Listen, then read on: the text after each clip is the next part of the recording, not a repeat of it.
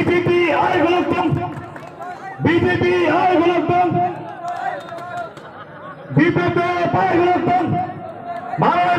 যদি রাস্তা বেরোতে পার্টি অফিসকে জিজ্ঞাসা করতে হবে, যদি মেয়ে বিয়ে দিতে হয় তাও পার্টি অফিসকে জিজ্ঞাসা করে দিতে হবে, যদি ছেলেকে স্কুলে ভর্তি করতে হয় তো কোন স্কুলে ভর্তি হবে সেটাও সিপিএম এর পার্টি অফিস তয় করে দেবে। কিন্তু আজকে 3 বছরের মধ্যে ত্রিপুরার মানুষ স্বাধীনতা পেয়েছে এবং নিজের কাজ নিজে তয় করতে শিখেছে। আজকে ত্রিপুরাতে একটা জনমুখী সরকার এসছে, 37 লক্ষ ত্রিপুরাবাসী জাতি জনজাতির সরকার। এডিসি তো 15 বছর যাব গণমুক্তি পরিষদের সরকার কি করেছেন এডিসির জন্য? কোথায় কি করেছে? করবে কোথা থেকে? এডিসির বাজেট কত? যতটা বাজেট তার জন্য সরকারি কর্মচারী রেখে দিয়েছে, মানুষের জন্য করার জন্য বাজেটই নেই। এই 15 বছরে এডিসিতে এই গণমুক্তি পরিষদ সিপিএম মানুষের জনস্বার্থে কোনো কাজ করার জন্য স্কিমই ছিল না, একটিও স্কিম ছিল না। আমাদের সরকার আসার পর আমরা কমিশনের মাধ্যমে কেন্দ্র সরকার থেকে 57 কোটি টাকা প্রথমবার এডিসির ইতিহাসে ভারতীয় জনতা পার্টি এনে দিয়েছে এবং ভিলেজ কাউন্সিলগুলিতে খরচা করার ব্যবস্থা করেছে। সেটা নরেন্দ্র ভাই মোদী সরকার করছে, ভারতীয় জনতা পার্টি সরকার করেছে, জনজাতি দরদি সরকার করেছে। আগের যে সরকার ছিল জনজাতিকে শোষণ করার জন্য গণমুক্তি পরিষদ না, গণমুক্তি পরিষদ না, তার নাম গণশোষণকারী পরিষদ বানিয়েছিল। গণশোষণকারী পরিষদ, গরিব শোষণকারী, জনজাতি শোষণকারী পরিষদ তৈরি করেছিল এই রাজ্যের মধ্যে এই কমিউনিস্টের দল। বন্ধুরা, এডিসির মান কি চায়? আমার জনজাতি ভাই বোনেরা কি চায়? বাড়ি চায়, গাড়ি চায়, দোতলা বিল্ডিং চায়, টাকা চায়? কিচ্ছু না, শুধু জল চায়, রাস্তা চায়, ইলেকট্রিসিটি চায়, 3টা জিনিস চায়। আমি আসার সময় দেখেছি দূর থেকে বোন 3টি ডেকের মধ্যে জল নিয়ে মাথায় করে নিয়ে যাচ্ছেন। এখনো দূর থেকে জল মাথায় করে নিয়ে যেতে হয়। সেটা বিপ্লব দেবের কারণ হয়েছে, নরেন্দ্র ভাই মোদীর কারণ হয়েছে, এই কমিউনিস্টের কারণে হয়েছে। আজকে আমরা সরকারে আসার পর অটল জলধারা মিশন এনেছি। অটল জলধারা মিশন 2018 ডিসেম্বর 28 ডিসেম্বর আমরা লাগু করেছি যে ত্রিপুরার প্রত্যেকটি প্রান্তে জাতি জনজাতি 18 মোড়া হোক, লমতরাই হোক, ছামনু হোক, গোবিন্দবাড়ি হোক, সৈনান্তা হোক, সব জায়গাতে শুদ্ধ পানীয় জল পৌঁছে দেবে। কবের মধ্যে? 2022 ডিসেম্বরের মধ্যে। আমার কোনো বোনকে আর দূর থেকে জল আনার জন্য যাওয়ার দরকার হবে না। প্রতি ঘরে জলের ব্যবস্থা, প্রতি ঘরে জলের ব্যবস্থা। মাননীয় প্রধানমন্ত্রী জল জীবন মিশনের মাধ্যমে 2019-এ সারা ভারতবর্ষে প্রত্যেকের বাড়িতে শুদ্ধ পানীয় জল পৌঁছানোর জন্য স্কিম এনেছেন। তাতে 2024-এর মধ্যে প্রত্যেক ভারতবাসীর কাছে জল পৌঁছে দেবেন। কিন্তু ভারতীয় জনতা পার্টির ত্রিপুরা সরকার সিদ্ধান্ত করে নিয়েছে 2018 ডিসেম্বরেই, 28 ডিসেম্বরে যে ত্রিপুরাতে প্রত্যেকটি প্রান্তে 2022 ডিসেম্বরের মধ্যে শুদ্ধ পানীয় জল পৌঁছে দেব এবং তার জন্য বিনা পয়সা 1 পয়সা নেবে না ত্রিপুরা সরকার। আর কমিউনিস্টের দল 25 বছর ক্রমাগত, 15 বছর ক্রমাগত এডিসিতে মাত্র 2017 পর্যন্ত তাদের জলের কানেকশন কত দিয়েছিল হাউস হোল্ডে? মাত্র 2.41%, মানে 2.5% বাড়িতেও জল পৌঁছাতে পারেনি, পয়সা নিয়েও পারেনি। আর এই সরকার বিনা পয়সায় এই পর্যন্ত 10 মাস করোনার কারণে কাজ করতে পারেনি। তারপরেও 1.5 থেকে 2.25 বছরের মধ্যে 25% ত্রিপুরার গ্রামের মধ্যে, ঘরের মধ্যে, শহরের মধ্যে জল পৌঁছে দিতে সক্ষম হয়েছে 25%। বন্ধুরা, সেই দিশাতে কাজ করে এই সরকার। বন্ধুরা,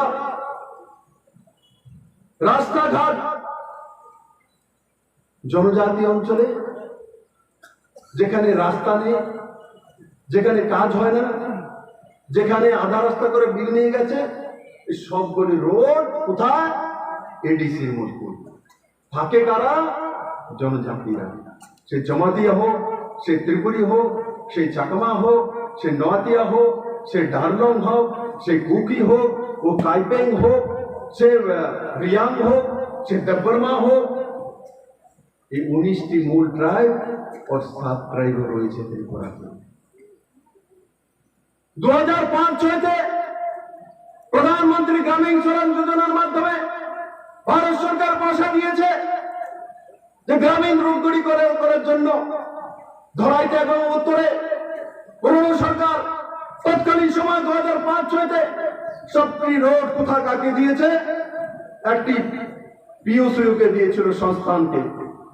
সেই সংস্থান এই কমিউনিস্টের ক্যাডারদের সঙ্গে মিশে ভুয়া ঠিকাদার নিয়ে মিথ্যে প্রবচন করে শুধু মাটি কেটে রাস্তার 80% পয়সা নিয়ে চলে গেছে।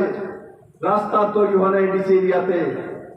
আর এডিসির মানুষকে গণমুক্ত পরিষদ বলে, দেখো কেন্দ্র সরকার রাস্তাটা তৈরি করে দেয়নি, তার জন্য আন্দোলনে চলো, গণমুক্ত পরিষদে চলো। আমার জনজাতির সরল ভাই বোনেরা সারাটা জীবন আন্দোলন করে সেই রাস্তা ঠিক হয়ে যাবে, আন্দোলন করলে রাস্তা ঠিক হয়ে যাবে।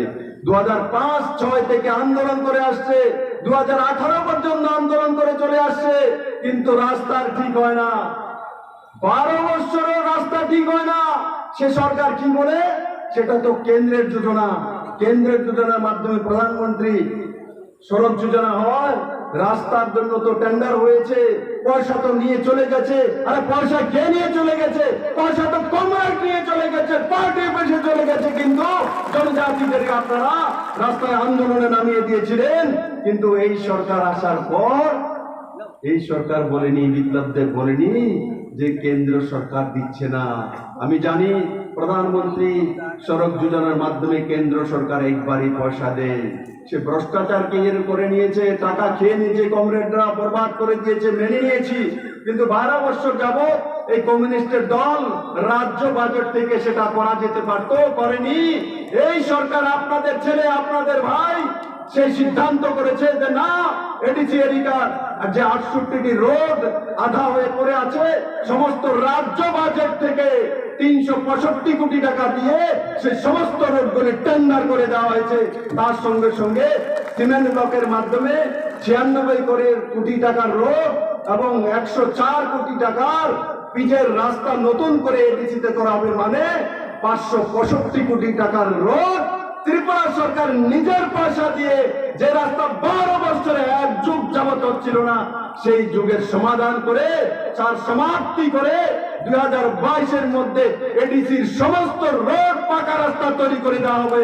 কোন জাতি জনজাতি সেই কাঁচা রাস্তা হাঁটবে না, সেই দিশাতেই সরকার কাজ করেছে। বন্ধুরা, 12 বছর যাবৎ সেই রোড তৈরি হয় না। কেন্দ্রের দোষ, কেন্দ্রে দেয় না। আগে কি ছিল? তাদের কাজ কি ছিল? কমিউনিস্ট পার্টি এক বাড়িতে 5 রূপ ধরে চান্দা কালেকশন করা। কি? একবার যদি ছেলে আপনার স্কুলে পড়ে, তো এসএফআই এর নামে আপনার ছেলের কাছ থেকে চাঁদা সংগ্রহ করে। আপনার মিসেস যদি ঘরের গৃহিণী হয়, তো কিসের নামে? নারী সমিতির নামে আপনার পত্নীর কাছ থেকে চাঁদা সংগ্রহ। আপনি যদি কোন সরকারি চাকরি করেন, ভগবর ইউনিয়নের নামে আপনার কাছ থেকে চাঁদা কালেকশন। আপনার বাবা যদি কৃষক হয়, তো কৃষক সভার নামে আপনার বাবা থেকে চাঁদা কালেকশন। আপনার মা যদি বৃদ্ধা হয়, বৃদ্ধা সমিতির নামে আপনার মা থেকে চাঁদা কালেকশন। এমনকি যদি মৃত্যু হয়ে যায়, দেহ সংস্কারের জন্য নিয়ে যায়, দেহ সংস্কার কমিটি বানিয়ে রেখেছে কমরেডের দল, সেখানেও মৃত ব্যক্তির কাছ থেকেও চাঁদা কালেকশন। মৃত ব্যক্তিকেও ডাকে, চাঁদা দাও, চাঁদা দাও। আবার মৃত ব্যক্তির নামে রেশন কার্ডও তৈরি করে নেয়। আমরা এসে 67,000 রেশন কার্ড বাতিল করেছি, সবগুলো মৃত ব্যক্তি রেশন কার্ড নিয়ে। কি হয়? সামনে তো অনেক মৃত ব্যক্তির নামে রেশন কার্ড ছিল। এরা কেরোসিন নিয়ে যায়, ডাল নিয়ে যায়, চাল নিয়ে যায়। হ্যাঁ, ক্রেতা তারা ভাত বানায়, ভাত রান্না করে, ডাল রান্না করে, রাত্রেবেলা কেরোসিন দিয়ে হারিকেন নিয়ে বেরোয়, কমরেড খুঁজে কোথায় আছে। এই কাজ করেছে 25 বছর যাবত। এসএফআই এর নামে, ডিএফ এর নামে, সিটুর নামে, শিল সমিতির নামে, কৃষক সমিতির নামে, নারী সমিতির নামে, সিপিএম এর নামে এক বাড়ি থেকে 10 রকমের চাঁদা মাসে আদায় করত। মনরেগার কাজ যে মহিলা করত তাকেও 10 টাকা 20 টাকা